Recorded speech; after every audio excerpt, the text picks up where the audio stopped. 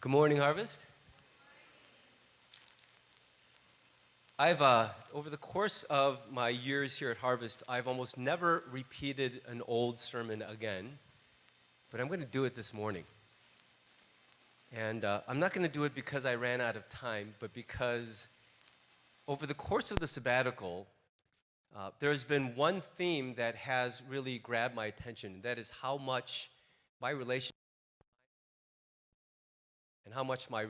with time was reoriented by the experience of having 4 months stepping away from the work that defines so much of my life. You might remember this message because it's not like I'm digging one up from 20 years ago. I first preached this message at Harvest in February of last year. That was the weird Sunday when we happened to be at the Now Arena for the first time in a while. Do you guys remember this? How many of you were there for that Sunday in February, the Now Arena? Okay. And the message at that time was called Stewarding Our Time because we were in a series, a short one, on stewarding our time, treasure, and talents. And since that time, as a result of the sabbatical, my understanding of time and our relationship with it has evolved a little bit. It's been maybe, I would call it sharpened or refined. And so I want to share some of those things. I actually remembered this message and went back to it because some of the principles were kind of calling out to me. And as I practiced Sabbath, I ended up rewriting a good portion of the sermon because my views on it were evolving.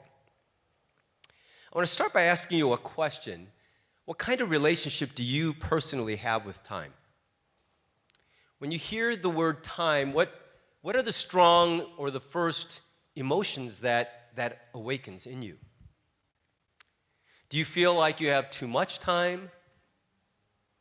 Does anyone feel like that? Or do you feel like you have too little time? I'm sure for someone like Sue, who's always been at Seeds and busy on Sundays, now you feel like, wow, I have a lot of extra time in my life. What about, is it flying by or is it dragging on? Do you feel like time is just moving too fast or that every day seems like an eternity? Is time your friend or does time feel more like an enemy that you have to do battle against? I think most of us have a complicated relationship with time because I would say if you're like the average American, you swing wildly between two extremes, right? I mean, don't most of us do this? On the one hand, we have this low-grade panic that there's not enough time, our years on earth are too short, I gotta make the most of it, and so we have this kind of low-grade panic arising from how little time we actually have. But then on the other hand, we can binge watch entire seasons of a show or sit on the toilet scrolling through reels until our butt cheeks fall asleep. And so there's this weird duality we have where on some moments we feel like we have so much time, and at other moments it's like we have all the time in the world, we just waste a bunch of it. Let's just squander it. And I'm not sure why we have that weird, almost schizophrenic relationship with time, but many people have a very complicated relationship with time. In Psalm 90:12, this is a prayer actually written by Moses and then recorded in Israel's history in the book of Psalms. And in it, Moses says this, "Teach us to number our days, that we may gain a heart of wisdom." And I think what Moses is trying to remind us of is that, in fact, it's not wrong to see that our days on earth are numbered. They are limited. And we should be mindful of that. When he says number our days, he's not saying try to guess how many days you have. He's just saying acknowledge that you don't have infinity of them on this earth. Like this earthly life, this existence that we know, it is short, it is limited. Live in awareness of this. And there are two possible big responses we could have to that. One is that panicked urgency. Oh my goodness, what are we going to do with so little time? And the other is almost like a futile indifference, a surrender to it. I mean, what are you going to do? It's going to be over before you know it. What's the point of trying? So those are two very extreme reactions that often people will have to numbering their days. But what Moses is saying is if we've numbered our days or acknowledged the finiteness of our lives properly, God's intended result is that we can spend what time we do have with a heart of wisdom, that we can properly value the amount of time each of us has been assigned so that we don't end up misusing the limited days that we're granted on this earth. The New Testament has two different words for time, whereas in the English, it's always going to be the same word. And so when you read your New Testament, you're going to see the English word time pop up over and over, but underneath it could be one of two Greek words. And the first Greek word is chronos. That's basically clock time. That's pretty straightforward. It's the kind of time most of us are familiar with. It's measured in minutes and seconds and hours and days and years.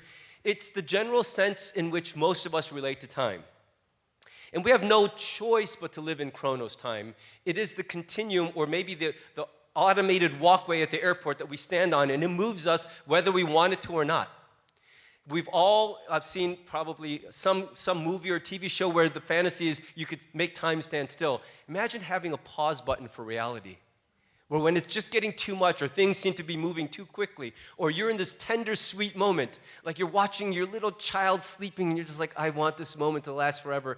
Don't you wish you could just pause and not have time keep moving on? I think that's a fantasy of ours, that we wish we could somehow control the movement of chronos time. But the truth is, it's like a conveyor belt, and we're on it, and it inexorably moves forward, and we can only travel in one direction linearly down chronos time. That's the only choice we have. All of us are stuck in it. We all relate to it this way. And because it's linear, we tend to think of chronos time in tenses, right? This is not just for English class. This is reality, that there is past, there's present, and there's future.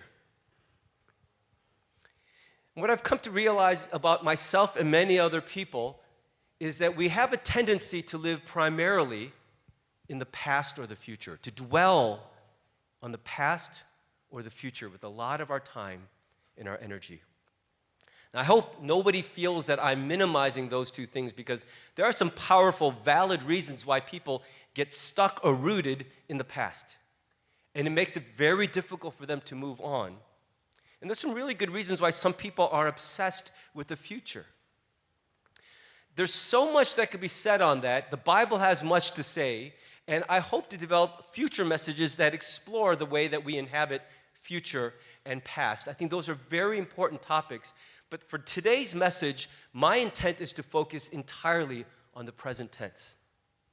At some future point, I do want to talk about the way that we inhabit the past and the way that we inhabit the future, because those are meaningful and important dimensions of our relationship with time. But for today, I want to entirely focus on how we dwell in the present moment. In a very real sense, it can be said that every single human life is exactly 1 second long. Because the only moment of time we actually ever possess is the one that we happen to be in right at this moment. I used to think about time as a giant landscape where I see all of it behind me and all of it ahead of me, but I've grown to think more of it as I'm in a little submersible pod, like in the ocean, like I'm in this little one-person vehicle, and I'm moving through this bubble of reality through time, and the only actual reality is what's inside that bubble right there. The past it's like a landscape of things behind me that I can see, but I cannot return to. And the future is a vision over the horizon that I want to get to, but may never reach. But the present moment, right now, this is my life. And I experience life like you do, literally 1 minute, 1 second, 1 moment at a time. So that brings me to the second Greek word for time, which is kairos. The first one was chronos, but the second Greek word for time is kairos. And it's remarkable how often this second word pops up in the New Testament at very important places.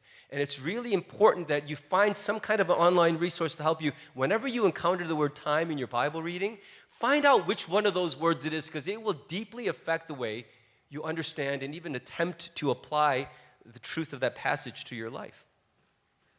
This second word, kairos, is not time as a unit of measure, but a unit of meaning. It's not measured in minutes, but it's measured in moments. Chronos time is about quantity, but Kairos time is about the quality of the experience in that present moment. And Kairos has two important nuances, two very important meanings. And the first is this idea of being fully present in the moment right now. Mindful, truly engaged, inhabiting this present moment with a kind of fullness so that you're not just cruising through it. In each moment, you are actually inhabiting the time that you're in.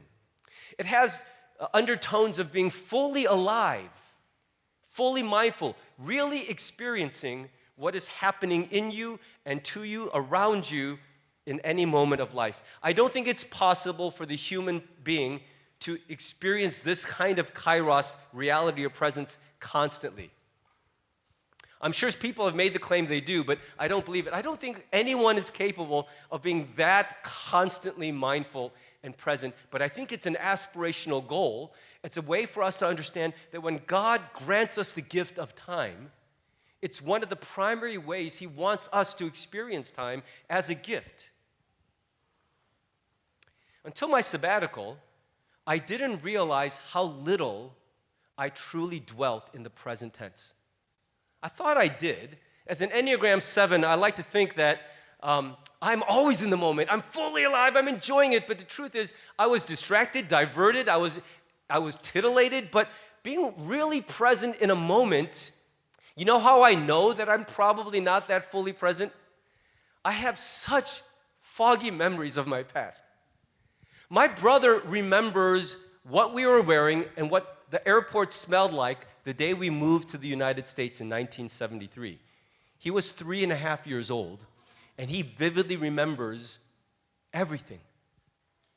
My first actual memory is when we arrived, and then I couldn't understand what someone was saying, and I was confused. I don't even remember what they looked like. I realized that I breeze through moments, and I think I'm fully engaged, but the truth is, looking back, I've gathered very little of the moments that I inhabited. I wonder if you're a little like me, I don't know. But I'm realizing that when I was finally freed of Chronos time, and that's what a sabbatical did for me. It's why I'm so grateful for the gift that you gave me, is that the responsibilities of my day-to-day work, they rooted me in Chronos time. They made me absolutely super aware of the way that time also equaled responsibility, expectation, obligation. I was aware that tomorrow morning I had to get up at a certain time, not because that's when my body would wake up, but because that's when I had to be doing something. And if I was late to that, there would be 20 people who would be disappointed, or someone would be very upset with me. And something that wouldn't get done on time and a deadline that would be missed. And the sabbatical freed me from that, so that the first day of my sabbatical, I woke up and I thought to myself, what am I supposed to be doing? And I realized how much I let the currents of my external life dictate that to me every single day. The urgencies and the tyrannies of my work, my life, the expectations and voices of other people. And the first day I woke up on sabbatical, I was freaked out because I didn't know what I was supposed to be doing. That doesn't mean I didn't have a plan for the sabbatical. It just was like detoxing from the addiction to having other obligations dictate how I experience time. And freed from that tyranny, I suddenly realized that my goal is not to rigidly go through the scaffolding of Chronos time, meeting all of my obligations, but to make the most of the present moment, because I've got 4 months of them and they are a treasure.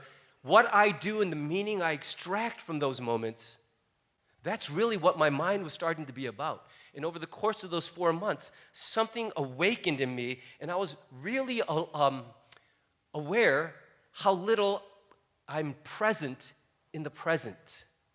And little by little, God began changing that in me. And I found that the more present we are with God and with others in this moment, the less we end up leaving a long trail of regrets and missed opportunities behind us. And the more confident, the more comfortable we feel facing the unknown of the future that lies ahead of us. I find that it's really hard to be really present in the moment when our spirits inside are frenzied and noisy. Do you find that? When you have all these deadlines and all these assignments, all these people expecting things from you, and there's just chaos everywhere in your environment, it's so hard to actually embody the present moment with full presence.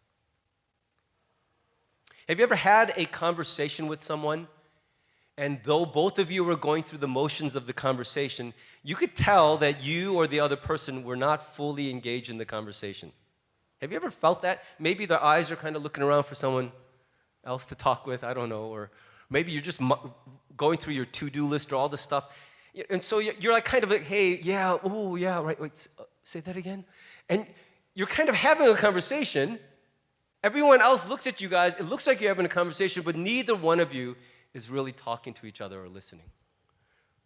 And you walk away from that thinking, wow, that was really weird. Like, that didn't need to even happen. It was like we were next to each other, but not actually with each other. And I think that often happens in our relationship with God. As Christ followers, we go through a lot of actions, and we put ourselves in a lot of places where ostensibly what's supposed to be happening is a connection with God or with the people of God. And so we're in the right place doing the right things, but somewhere in the back of our hearts, we know, I'm not actually here. Maybe it's when you're trying to have a daily time of devotions, or maybe it's something as routine as praying a prayer of thanksgiving for the meal you're about to eat.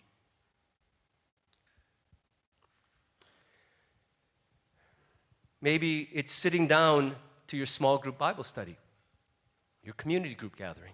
Maybe it's sitting like you are right now in a Sunday service, and we're in the right place, doing the right things. Maybe you're on a date night with your spouse or significant other. Maybe you are at a birthday party with one of your good friends.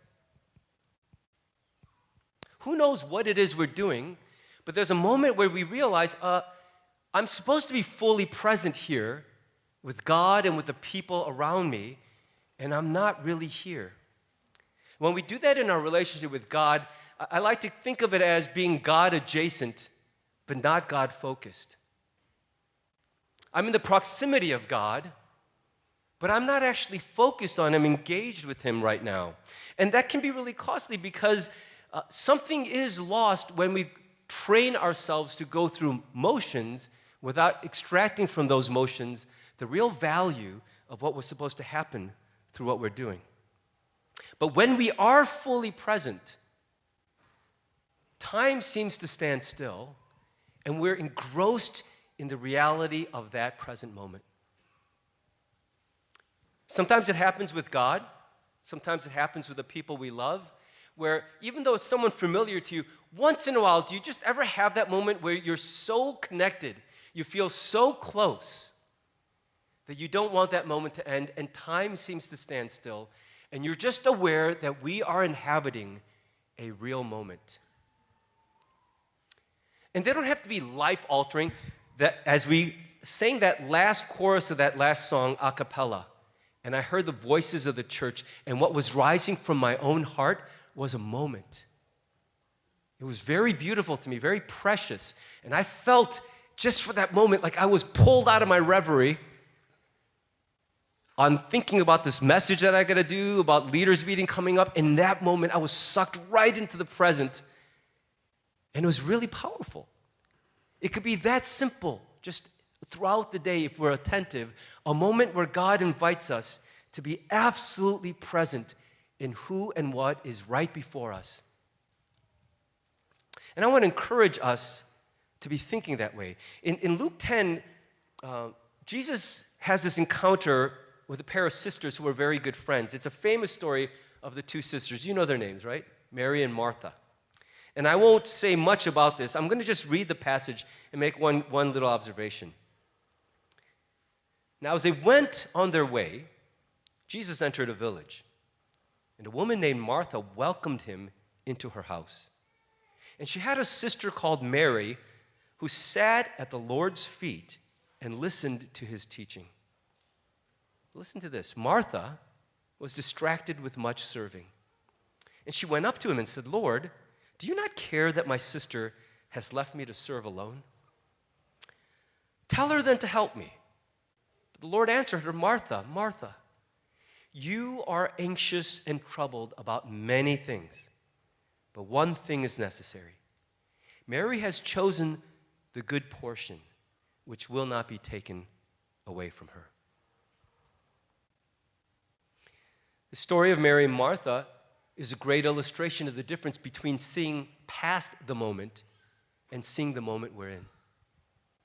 I don't think what Martha was doing was wrong. It was necessary. Someone needs to serve. But I think what Jesus was saying, he wasn't rebuking Martha for serving, but he was trying to say, but you understand that Mary is not just being lazy. She's not just shirking her responsibility. She is captivated in a moment that I also want for you. I'm sorry that your sister is not helping you, but I also want you to know that your sister is helping you by showing you something you can't afford to miss. And when we are in that full engagement, the chaos around us disappears, and we see who we're supposed to see and what we're supposed to see. I shared with you earlier that during the sabbatical, one of my goals was for God to be able to show me things about myself that I miss day to day. We all think we're self-aware, but I can tell you, I'll confess, I walked around thinking, oh, I'm pretty self-aware. I do think a lot about how I'm doing, what I look like. It wasn't until I finally had those moments of uninterrupted quiet and solitude that God was free to tell me, no, Dave, here's the narrative you've given about yourself that you can live with. Let me tell you, all of you, some of it very good and some of it very bad. It's in that place of full engagement and full presence that I was finally able to see some true things about myself too. Are you still with me? Yeah? All right. So I'm gonna wrap it up this way. I'm gonna give you the second sense of this Greek word kairos. The first is to be fully present and inhabit the moment you're in. And the second is this. It is to seize a key moment or window of opportunity to act or decide. That's another sense of the English word moment. You can say, oh, we're having a moment, or you can say, this is our moment.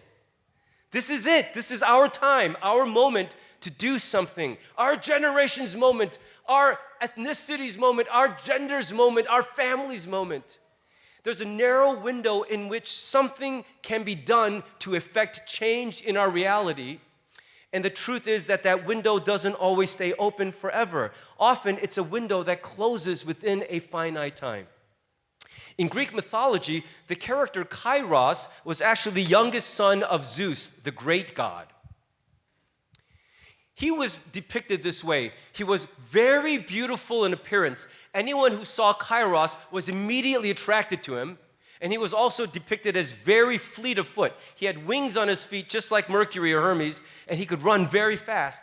And the other weird feature about him is he had this giant lock of hair, a forward-facing ponytail, like an arm-sized thing of hair that ran ahead of him like a unicorn's horn.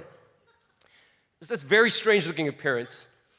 As he would run towards you, you would see that lock of hair dangling, and you would see his beautiful appearance, and you just want to grab on. But because he ran so fast, if you didn't grab on, the other feature of Kairos was he was bald as a bowling ball on the back. So you would see him, you go, I want to seize him, but if you miss or if you fail to reach out, then you try after he's passed you, all you're doing is grabbing bowling ball. Nothing happens. There's nothing to seize because he has passed you, and now he's slippery, he's elusive. You can't reclaim him because he passed you by. So the best time to grab him is when he's headed towards you. The idea is seize the Kairos moment now or lose it possibly forever. The substance of many human regrets, the life-defining, life-shaping regrets, is constituted in these missed moments. I should have, I could have, I would have, but I didn't. Now, that's not a distinctly Christian idea, right? I mean, in Dead Poets Society, the character John Keating, played by Robin Williams, says, Carpe diem, seize the day. Boys, Make your lives extraordinary. That's the only Latin most Americans know, right? From that movie, Carpe Diem. Alexander Hamilton, at least in Lin-Manuel's telling of the story, he says, I am not throwing away my shot. That's all over the internet today, right? People taking their shot. I'm going to go for it. And then, the eminent philosopher Marshall Mathers III said, look, if you had one shot, one opportunity to seize everything you ever wanted, one moment, would you capture it? Would you just let it slip? So this sense of grabbing hold of the moment of opportunity is not a distinctly Christian idea. It echoes in the world, but here's the difference between the Christ followers' vision of Kairos and the world's vision of Kairos, is that for the world, this is entirely a self-serving thing. How do you seize, and Eminem at least is honest, he baldly says it, everything you ever wanted. This philosophy has led to a lot of bankruptcy. I'm just going to buy it. We can't afford it. Oh, you're always so pessimistic. Let's just do it. And 2 months later, debt way over our heads. Or life regrets. I'm just going to do it. I'm going to tattoo Jaden Smith's face on my, we do things like that, right? We're just in the moment, we say, I'm not going to let this pass by. But if the goal is just to seize what we want to enrich our own experience, to lay hold of everything our flesh and our hearts desire, it is an invitation. Now that's compelling, okay? I'm not saying it's all bad. For some who are paralyzed by fear and indecision, we could use a little healthy dose of this. Don't let everything pass you by. Once in a while, you've got to take a risk. Grab hold of life. Do something. And if that's what you need to hear, it's okay to hear that.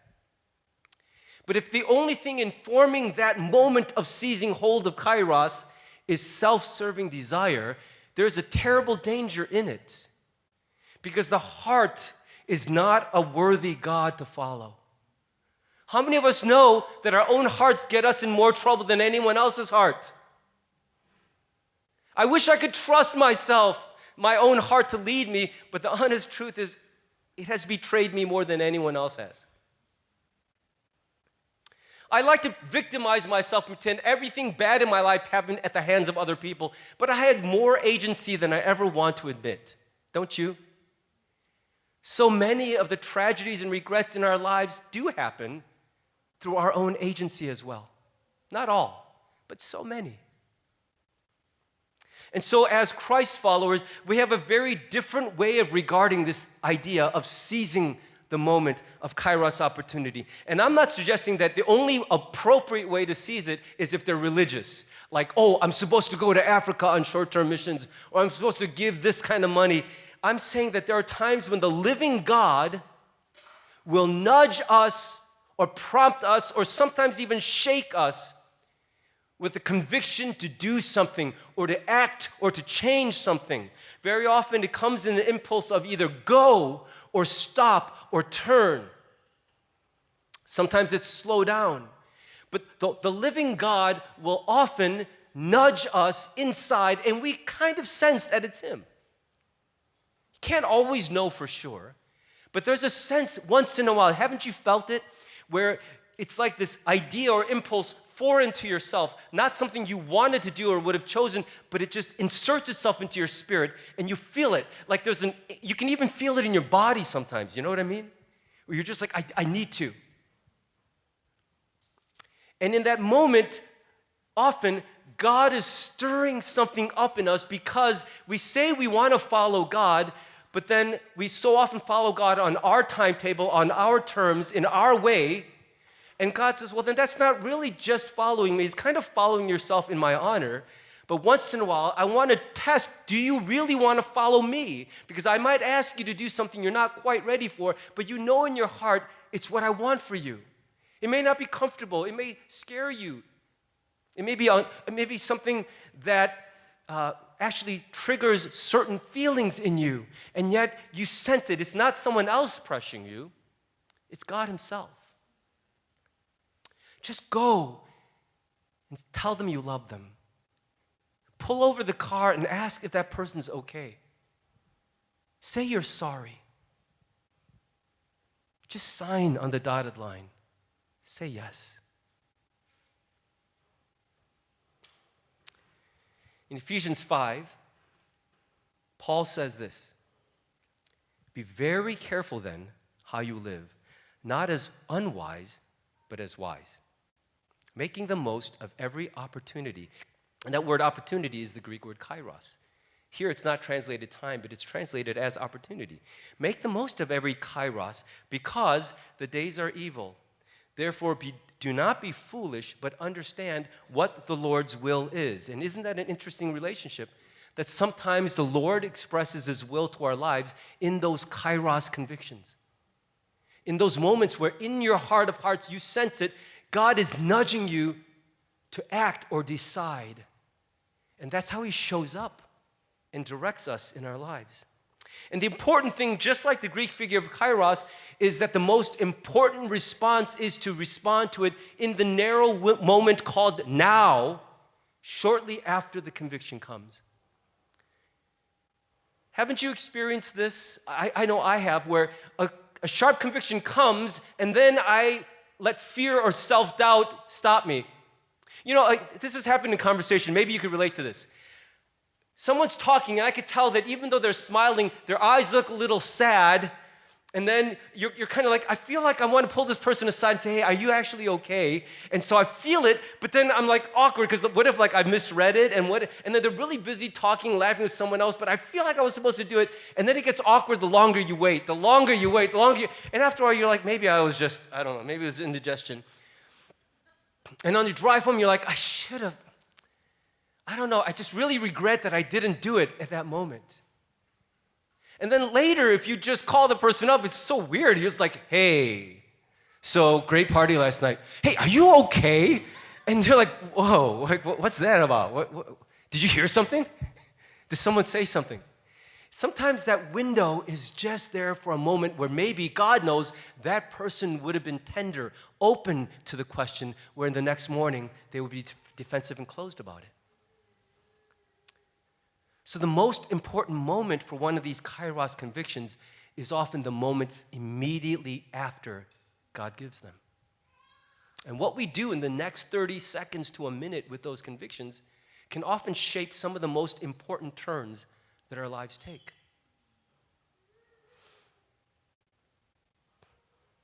The writer of Hebrews echoes this idea, and he's citing Psalm 95 in part of this. The writer of Hebrews says, be careful then. And isn't that interesting that both those passages begin with the words, be careful. Be very careful, dear brothers and sisters. Make sure that your own hearts are not evil and unbelieving, turning you away from the living God. You must warn each other every day while it is still today, so that none of you will be deceived by sin and hardened against God. For if we are faithful to the end, trusting God just as firmly as when we first believed, we will share in all that belongs to Christ. Remember what it says, today, when you hear His voice, don't harden your hearts as Israel did when they rebelled. What a beautiful word. When the living God nudges a human spirit, when the heart of God reaches across the expanse and touches your heart and my heart, He always does it for our good and His glory. We don't have an abusive Father in heaven who nudges us to harm us or to trap us or to trick us or to rob us of anything. Sometimes our earthly fathers do such things, but our heavenly Father never does. This is why He is so worthy of trust. We sing it sometimes at church. He is a good Father. He nudges us because He wants to bless us and He wants to receive glory through our lives. Sometimes it may be something uncomfortable, but when He nudges us, we can respond in two ways. We can soften our hearts and surrender ourselves to that nudge, or we can harden our hearts. And that doesn't always look the way your kids might look when they defy themselves. Like, no, God. It's not like that. Often the hardening is different. It's like, come on, let's be reasonable. You know what, the timing just doesn't feel right. I'm not going to do that just yet. Oh, we've got a lot of other things we need to get done first. We talk our way out of it. That's one of the ways we harden our hearts against God, is we deny the reality that he touched us at all. That wasn't God. That was just, I don't know what that was. And so we harden our hearts, even though we can sense it in truth. In that moment, God is touching us. He's moving us, but we somehow hardened against that. So if we soften our hearts, open our hearts, then we become receptive to that nudge, and our lives get moved not by our own hand, but by the hand of God. Only one of those two responses lands us at the center of God's will for our lives. If we consistently harden our hearts against the nudges of the living God upon us, I don't know that we can honestly say at the end of our life's journey, that was a life built on following God. It may be a life dedicated to God, but it was mostly a life following my own wits and my own analysis, my own sense of timing and good sense. Now, I don't think we should build our lives entirely on that. Please don't hear me the wrong way. I'm not going to sit here on the couch tomorrow just waiting for God to nudge me, or I'm just going to lay there and scroll through reels all day. I mean, that's not what I'm advocating here. But that once in a while, when without your seeking it, God will just come and nudge you. Are you ready to soften your heart to him in the moment that he touches us? I think that's one of the primary ways we can say at the end of our life, I did follow you. And I allowed you at key moments to direct me, and I didn't just direct myself.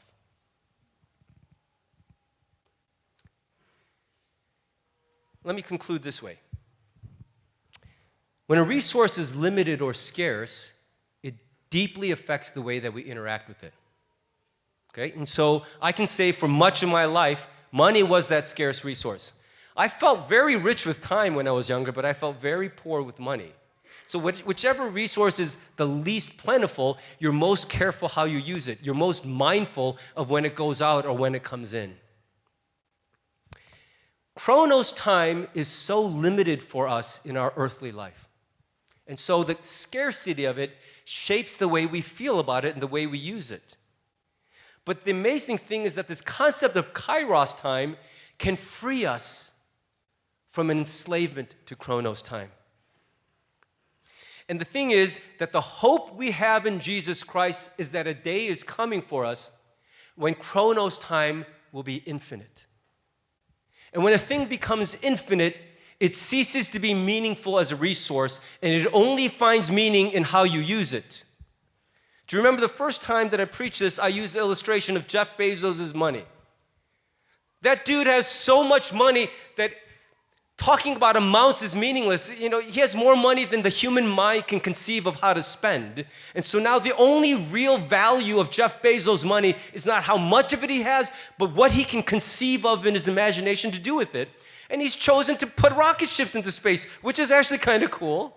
And he spent $100 million on a clock that's super accurate. But I mean, the way a person spends infinity dollars is not a reflection of his wealth, but of his psyche, of his value system, of his imagination, of what makes him tick.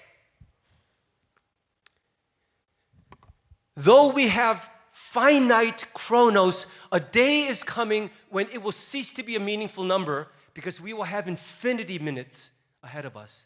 And in that time, in that era, the real value of time will not be in how we spent it in terms of management and stewardship, but how much we inhabited each moment and found meaning in it. It will be like a sabbatical for all of us that lasts for infinity. And in that eternity, the deepest parts of our values and our dreams and our aspirations will show up in the way that we inhabit every moment. We can begin preparing for eternity here on earth by learning to live more in kairos time and thereby be freed up from the tyranny of chronos time.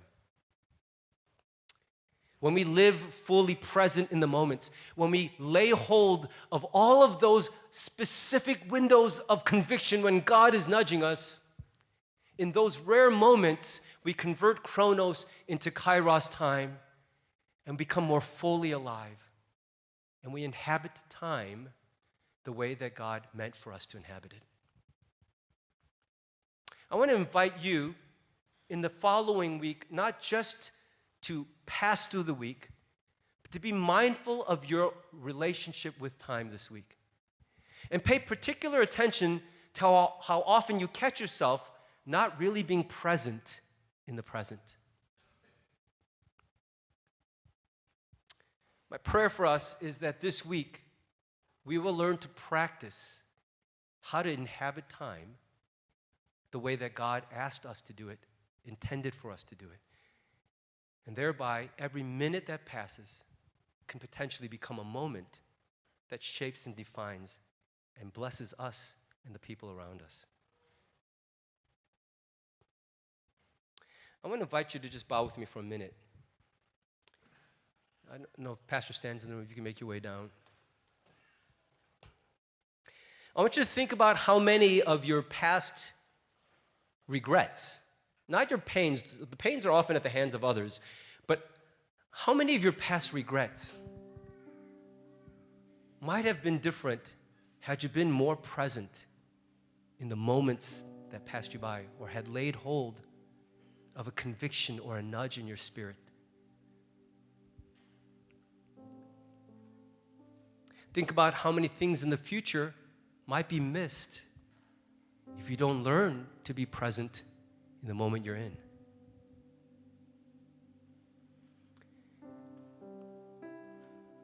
Every moment is at the same time potentially hard and potentially full of beauty and wonder. Like every parent, Jeannie and I whined through our children's early childhood years at how hard it all was. And now we look back at videos and pictures and think, how could we have squandered those precious days when they were so little, so sweet? I imagine 20 years from now, I'll look back at the age they're at now and think, they were young adults. How could I have missed the days to connect with them? This is the gift of the present, is it shapes our whole lives. So could we commit ourselves to God in this way? I'm going to give you a minute just in quiet to respond to God, and then Pastor Stan will come and lead us in the Lord's Supper.